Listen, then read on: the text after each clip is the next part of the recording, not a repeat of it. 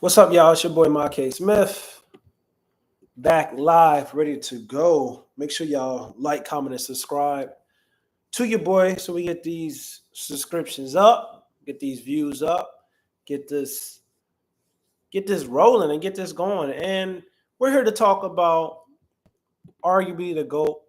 I had to say arguably because depending on what era of basketball that you are a fan of or that you grew up watching, your GOAT may be different. But my GOAT is LeBron James. A lot of people GOATs are LeBron James, just like a lot of people GOATs are Kobe Bryant and also Michael Jordan. And when we have this conversation, it's a conversation that constantly gets talked about. It's a conversation that people love to bring up. It's a conversation that people kind of can expose some of their knowledge on the game of basketball, whether it's in a positive or a negative direction, depending on what they tend to value. And sometimes when this topic comes up, it's a lot of narratives that also gets talked about as well. And the conversation is geared around scoring. And I will say there's many different variations of scoring. We got your guys that dominate in the post. We got your three-level scorers. We got your microwaves when I talk about guys coming off the bench and being getting instantly hot. We got your all-around scorers. We got your post scorers. We got your three-point specialists. We have a lot of different variations of scoring. We got skill bullies. Like scoring in the game of basketball will forever be the most important aspect of the game of basketball. Putting the ball in the hoop. The game is to score the most points so your team can win. And putting the ball in the hoop is the most important aspect, and also it's the hardest aspect in the game of basketball, no matter what people say and what people try to convey reasons why that it isn't the most important aspect.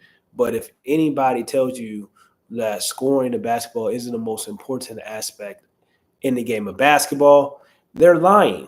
And a lot of times they either are looking at some analytics or they never played the game or they're just trying to sound smart or unique.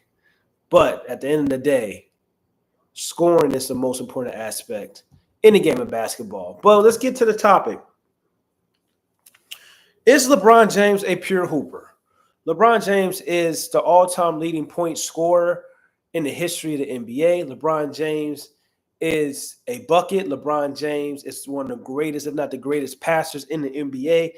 The most athletic player probably across sports to ever play a sport is probably LeBron James.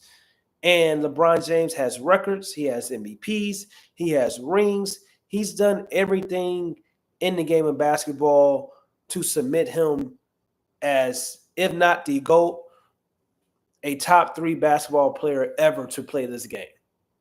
And that's just a fact. But there's always conversations about the scoring mentality or his approach to the game when it comes to scoring, which is why I'm titling this, Is LeBron James a Pure Hooper? And a lot of people are going to say that the answer is no. And the reason why the answer is no is because of the fact that there's just different dynamics when it comes to scoring. And I think if you have a conversation with LeBron James, he would tell you himself that he's not a pure hooper. And it's not because he can't, but it's also because of his mindset is different and his play style is different compared to guys who just are wired to just score and get buckets. And that is their number one mentality. That was always been their number one focus. That has always been what they did best on the basketball court. Sure. So when we talk about is LeBron James a pure hooper, the short answer is no, but it goes much deeper than what people tend to realize. Some people have a knack for scoring and know how to score. It just comes naturally to them. That's their skill set, things of that nature. And then you have players like LeBron who they know how to put the ball in the hoop, put the ball in the hole, and they know how to score the basketball player. That's why a lot of times people have the conversation about there's a difference between basketball players and guys that are overall hoopers. And it's a very nuanced conversation because a lot of people are going to say, what do you mean there's a difference between basketball players and overall hoopers? Because when we talk about skill set, when we talk about talent, when we talk about scoring ability, when we talk about pureness in a player's game, that tends to lean towards the hooper side more so than the basketball player side, because we know in the game of basketball, you play basketball with a system, team oriented. It's not geared for sometimes hoopers because they have to sometimes conform their ability to fit within a certain structure. So it's a lot of people that try to use this argument against LeBron James and his greatness, but this is once again the short-term answer to this question is LeBron James a pure hooper? It is no, because LeBron James will tell you, I believe, he came into the league with a team-oriented mindset, with a pass-first mindset, with a position on trying to make his teammates better and understanding the importance of the pass and importance of making sure his teammates are comfortable on the floor and trying to get them in a rhythm, because he was so great and he was so dominant that he knows it's the importance of getting his teammates in a rhythm, because he knows how to get himself going and can get himself going instantly. So that's when we talk about like the short-term answer, is LeBron James a pure hooper? No, but a lot of it comes down to LeBron James' mindset, and not because LeBron James can't be a pure hooper. And I'm going to go deeper into this, but I also want to talk about pure hoopers and why sometimes being called a pure hooper can either be a good thing or a bad thing depending on the person. And this is coming from a former player in myself, where my game wasn't predicated on skill set. My game was predicated on scoring the ball in a variety of ways. I can score at every spot on the basketball court, from getting into the rim and slashing to the second range on the basketball court, to fadeaway jumpers, to jab works, to pump fakes, to side steps, all the way extending out to catch and shooting threes, coming off screens, coming off pin downs, and shooting the ball from distance. Like, I was a pure hooper into those terms. But at the same time, it's levels to being a pure hooper, because although I was a pure hooper, for as a handle ability, I was much more of a handler of the basketball than a dribbler. So it's different variations of pure hoopers. You have pure hoopers that are pure bucket getters and can score in a variety of ways, and are handlers of the basketball. But then you got some pure hoopers that are pure bucket getters and can score in a variety of ways, but also they're dribblers and handlers of the basketball, which makes them even more difficult and more tough to guard. So it just depends on the variation of the type of player that you are. But once again, we had this conversation about pure hoopers, and sometimes being labeled a pure hooper can work against players. Also, it can have this negative commutation, and also it can, highlight players' overall skill set and their overall ability. And I'm gonna bring up three players where it falls in those different lanes. Kobe Bryant, one of the greatest pure hoopers to ever play this game, one of the most skilled basketball players to ever play this game, one of the most difficult shot makers, if not probably the most difficult shot maker in the history of the NBA. Kevin Durant, one of the most skilled, talented, smooth, unguardable players to play this game. Both of those players are pure hoopers, right? Scoring a variety of ways, unguardable, extremely skilled. Then we got Carmelo Anthony, a pure hooper, unguardable, extremely skilled, can score in a variety of ways.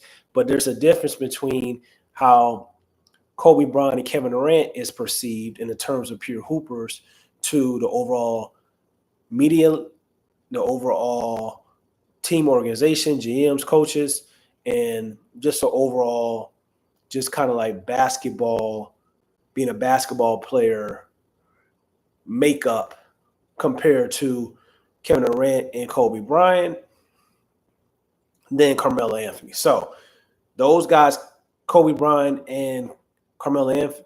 I'm sorry, Kobe Bryant, Kevin Durant. When we talk about pure hoopers, a lot of people always talk about their greatness.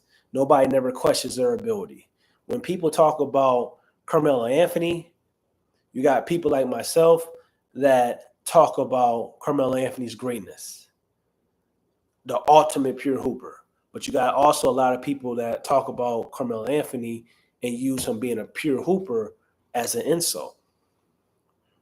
So, to me personally, let's break it down. Carmelo Anthony was the ultimate pure hooper. I think Carmelo Anthony probably had the best offensive package I have ever seen.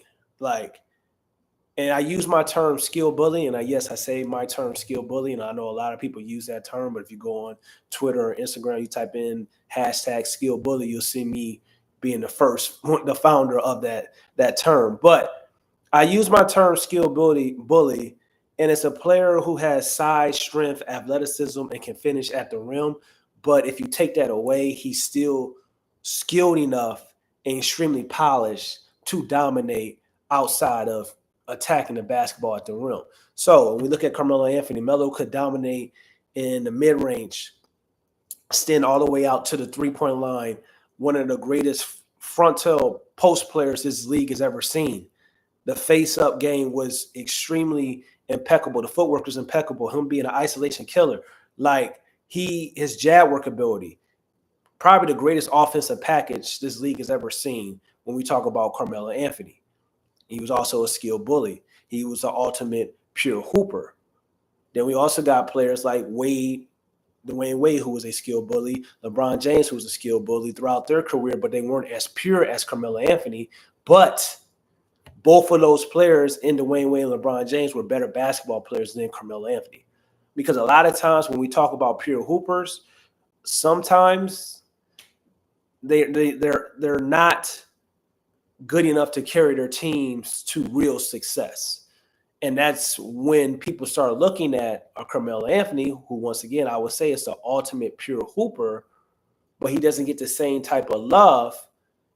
And he kind of gets that pure hooper label term as an insult for the media, for his front offices, for his like coaching staffs and things of that nature, because his pure hooper ability isn't as great as Kobe Bryant or Kevin Durant when you talk about leading your team to success. So that's why I say a pure hooper, that term, it can be a dangerous game depending on the player, and it can be used as a negative connotation depending on the player that most people are, players that people are talking about. So when it comes to LeBron James, and that's what we're here for, once again, the short answer to this question, is LeBron James a pure hooper? No. But also, the reason why is no, because LeBron James doesn't want to be. His play style, his mindset was always get his teammates involved, comfortable, allow them to find a rhythm, then he was going to go out and dominate and get his. But at the same time, as long as I've been watching LeBron James, there's been times early in his first Cleveland days where he was dropping 40 and 50 points, shooting mainly jumpers. In his first Cleveland days, when his shot was on and falling in his first stint with the Cleveland Cavaliers, he was literally unstoppable. But it was also during his first stint where when his shot wasn't falling, where teams can game plan around him and try to make him shoot the basketball. But overall, his course of his career, he's always been a more all-around scorer, much more than a pure hooper. But once again, so the short-term answer is no, but the long-term answer is now it depends on what version of LeBron you're talking about. Because Miami Heat years, he was still in that in-between game of really developing his jump shot to reach the level that he has reached in the later half of his career. So we had Cleveland Cavaliers, the first stint for LeBron James. He could be a pure hooper on some nights. Then we had the Miami Heat version of LeBron James where he was a 99 and everything. And then his jump shot started to really, and confidence started to really showcase that, yo, it was nothing you can do to really stop him during his Miami tenure, especially when they went out and beat the San Antonio Spurs. And then once he came back to the Cleveland Cavaliers, he held on to that confidence, and his shot continued to improve, and he became this complete all-around unstoppable scorer. And then from 2018 on to 2024 with the Los Angeles Lakers, because from his last year with the Cavaliers to his tenure with the Los Angeles Lakers, LeBron James has been much more of a pure hooper due to the fact that his athleticism isn't the same as it used to be. So once again, the short-term answer is no. When you look at the overall context of LeBron James being a pure hooper, no. But from 2018 to 2024, if you watch LeBron James play and you look at his jumper and look how unstoppable he was with his shooting ability, it's like that 2018, 2024 range, you can definitely make a case and a great argument, especially with the Los Angeles Lakers, that LeBron James has been much more of a pure hooper during this portion of his career than he's ever been in the first half of his NBA career. And when we talk about LeBron James, we're talking about a player that has played in several different eras and also have dominated in several different eras.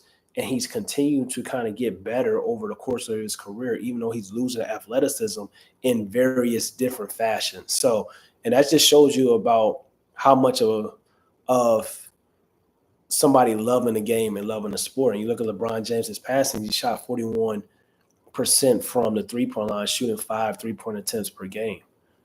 So 2018 to 2024, you can make a legit argument that LeBron James was, probably a pure hooper. If you want to make any type of argument for him being a pure hooper, probably 2018 to 2024, LeBron James has been a pure hooper. But overall, no. But there has been times where you can make that case. And once again, this is just a debate that people love to talk about, that people kind of love to nitpick on and things of that nature. And I just want to make a stream about it. I hope y'all lock in with your boy. It's your boy, Ma K. Smith. Make sure you go like, comment, and subscribe. And I'm gone, man. Peace.